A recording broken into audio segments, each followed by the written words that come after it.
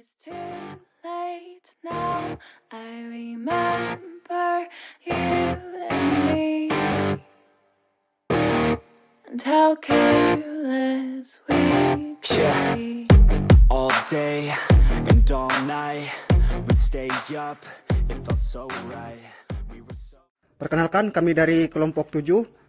Nama saya sendiri Andreas Jepri, NIM ACE 118038. Dan di sini ada teman saya. Perkenalkan, nama saya Agustin Sinrais, NIM ACE 118052. Baiklah, di sini kami akan menjelaskan komponen CDI yang ada pada sepeda motor. Bisa kita lihat, kita akan langsung saja ke sepeda motornya.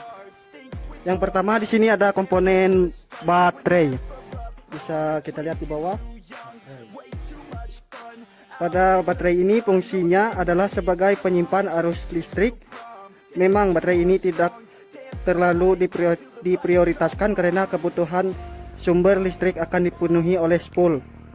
Namun pada motor injeksi, baterai menjadi komponen yang cukup penting karena juga akan mengaktifkan ECU pada motor.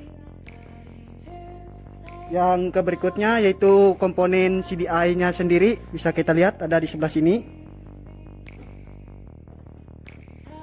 Komponen CDI atau CDI unit bisa dibilang menjadi modul utama dari sistem pengapian. Fungsi utama adalah sebagai penyalur tegangan ke koil melalui prinsip discharger. Dalam CDI unit terdapat komponen kapasitor. Kita tahu kalau kapasitor itu mampu menyerap arus listrik maupun menyimpan arus listrik yang diserap dan mampu melepaskan dengan spontan. Yang selanjutnya yaitu kunci kontak, bisa kita lihat pada kendaraannya. Di sini ada kunci kontaknya. Kunci kontak berfungsi sebagai saklar utama sistem pengapian. Saat kunci kontak off, apa kita bisa menghidupkan mesin? Tentu saja tidak. Meski spool menghasilkan arus listrik, namun karena kunci kontak off, maka CDI tidak dapat mengalirkan arus listrik. Baiklah, sini akan lanjutkan perihal yang tadi tentang sekring atau pulse. Sekring atau pulse menjadi komponen tidak boleh dilupakan pada setiap rangkaian kelistrikan karena berfungsi sebagai pengaman rangkaian kelistrikan dari short to ground atau konsleting, termasuk pada sistem pengapian. Pulse dipakai untuk melindungi CDI unit ketika terjadi hubungan singkat arus listrik. Cara kerja pulse ini adalah dengan memutuskan kawat tipis dalam pulse secara otomatis ketika arus yang melewati batas kemampuan pulse, misalnya tertera pada nomor 10A.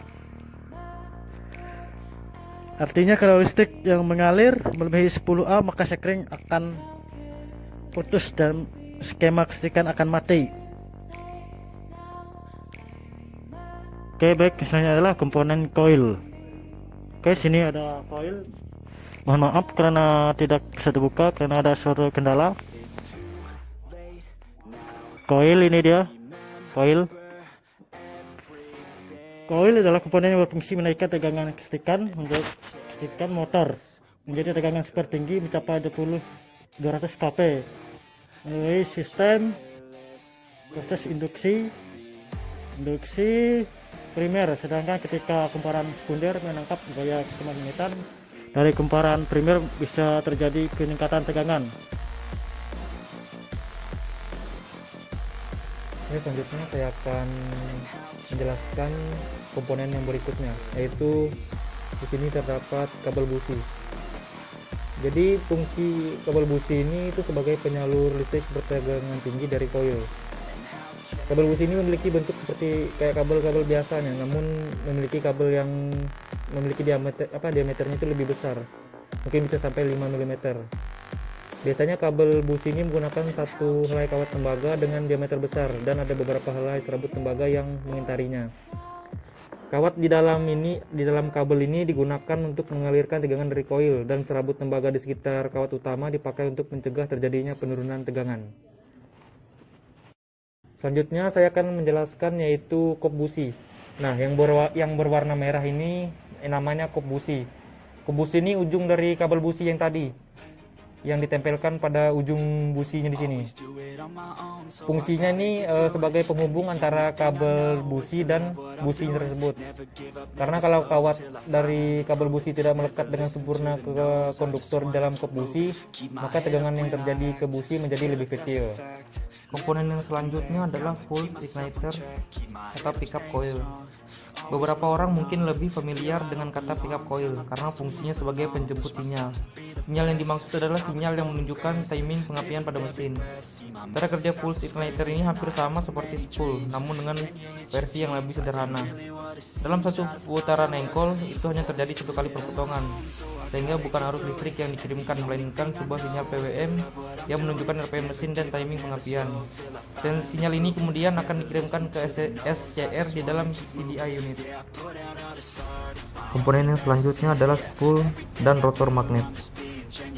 Spool dan rotor magnet adalah dua komponen yang berbeda, namun keduanya memiliki satu tujuan, yakni untuk mengubah putaran dari poros engkol mesin menjadi listrik AC. Listrik ini yang menjadi sumber tenaga dari sistem pengapian. Spool adalah komponen berbentuk kumparan statis yang terletak di dalam rotor magnet. Sementara rotor magnet adalah magnet berbentuk tromol yang terhubung ke poros engkol mesin.